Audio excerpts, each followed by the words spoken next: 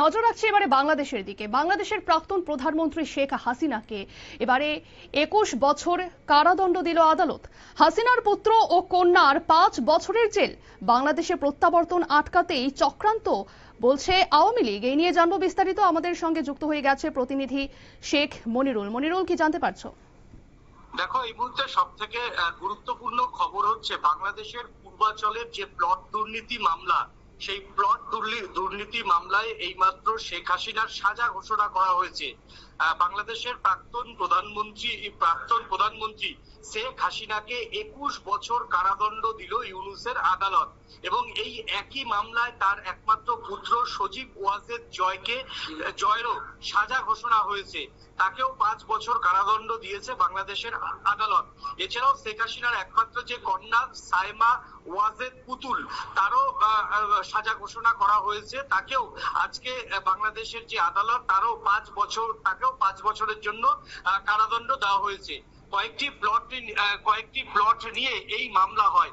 শেখ হাসিনার একটি প্লট, জয়ের একটি প্লট ও সাইমার একটি প্লট, মোট এই ৩টি প্লট মিলিয়ে শেখ হাসিনার উপর যে জমি দুর্নীতির অভিযোগ ওঠে, সেই জমি দুর্নীতির মামলায় আজকে মূলত রায় দেওয়া হয়। সেখানে মোট ৩০ কাঠার ৩টি প্লট নিয়ে ৩টি আলাদা মামলা হয়। সেই মামলারই কার্যত আজকে রায় দেয়। এবং শেখ হাসিনা মোট ৩ মামলায় আসামি ছিলেন।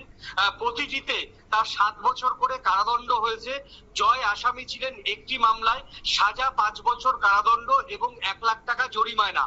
সাইমা আসামি ছিলেন একটি মামলায়, তারও আজকে ৫ বছর কারাদণ্ড হয়েছে।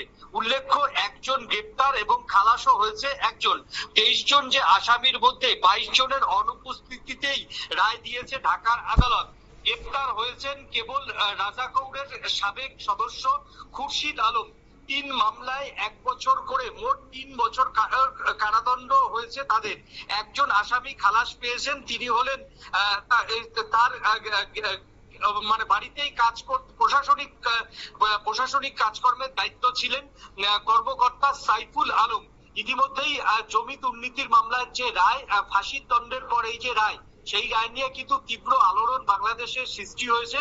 যদিও আওয়ামী লীগ কর্তারা এই মামলার রায়ের বৈধতা নিয়ে তারা প্রশ্ন তুলছে যে যেখানে এখনো পর্যন্ত জয় সেই ছোট্ট অবস্থাতে দেশ ছাড়ার পর তিনি ভারতে ছিলেন, ভারতে থাকার পর তার ভারতেই পড়াশোনা, ভারতেই বড় হয়ে ওঠা, তারপর তিনি লন্ডনে ছিলেন।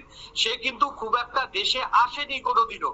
তাহলে কিভাবে তার পাসপোর্ট বাজেয়াপ্ত না করে কিভাবে তার এই মামলার রায় হয়, এইটা নিয়ে যেমন একটা টেকনিক্যাল কারণ নিয়ে আওয়ামী লীগের কর্তারা প্রশ্ন তুলেছেন, অন্যদিকে প্রশ্ন তুলেছেন যে আসামি পক্ষের আইনজীবী ছাড়া কিভাবে বিচারক এক পক্ষের আইনজীবীর কথা শুনে এই মামলা দিতে পারে। তোমার হচ্ছে বাংলাদেশের যে সংবিধান অনুযায়ী এই রায় পুরোপুরি বেআইনি। অর্থাৎ ডিসেম্বরে যখন তোমার একটা শোনা যাচ্ছে যে কানাঘুষা বহু আওয়ামী লীগ নেতা তারা দেশে ফিরবে এবং জেল বড় যাত্রা তারা একটা গোটা বাংলাদেশ জুড়ে যাত্রা করবে, এবং সেই সঙ্গে যে কোনো দিন হাসিনাও তিনিও বাংলাদেশে চলে আসতে পারেন, এইরকম একটা যখন কথা শোনা যাচ্ছে বাংলাদেশের রাজনীতিতে, তখনই এই মামলার কার্যত রায় দিয়ে আওয়ামী লীগ কর্মীদের একটা চাপে ফেলার চেষ্টার কৌশল বলে মনে করছেন বাংলাদেশের রাজনৈতিক মহলের একাংশ। অন্যদিকে যদি শেষ পর্যন্ত ফেব্রুয়ারিতে ইউনূস নির্বাচন করায়, তাহলে নির্বাচনের আগে যাতে আওয়ামী লীগের নেতা কর্মীরা ঘুরে দাঁড়াতে না পারে, তার জন্যই এইরকম একটি একতরফা রায় দেওয়া হয়েছে বলে অভিযোগ করছেন আওয়ামী লীগের নেতারা।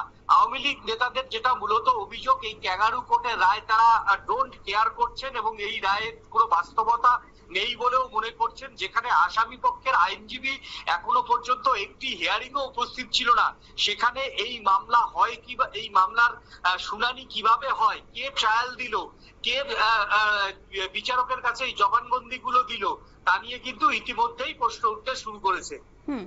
ধন্যবাদ মনিরুল। আপনারা শুনলেন, প্লট দুর্নীতি মামলায় সাজা ঘোষণা করা হয়েছে বাংলাদেশের প্রাক্তন প্রধানমন্ত্রী শেখ হাসিনার, এবং এই মামলার রায় দিয়েছে ক্যাঙ্গারু কোর্ট, এবং এই মামলার শুনানি কি করে হয় সেটা নিয়ে কিন্তু প্রশ্ন উঠছে। সেই সাথে একই মামলায় পুত্র এবং কন্যারও সাজা ঘোষণা করা হয়েছে, এবং এই রায় পুরোপুরি বেআইনি, এবং এই রায়ের বিরুদ্ধে আওয়ামী লীগ তীব্র নিন্দা জানিয়েছেন। নিয়ে নিচ্ছে ছোট্ট একটি বিজ্ঞাপন বিরতি, সঙ্গে থাকুন।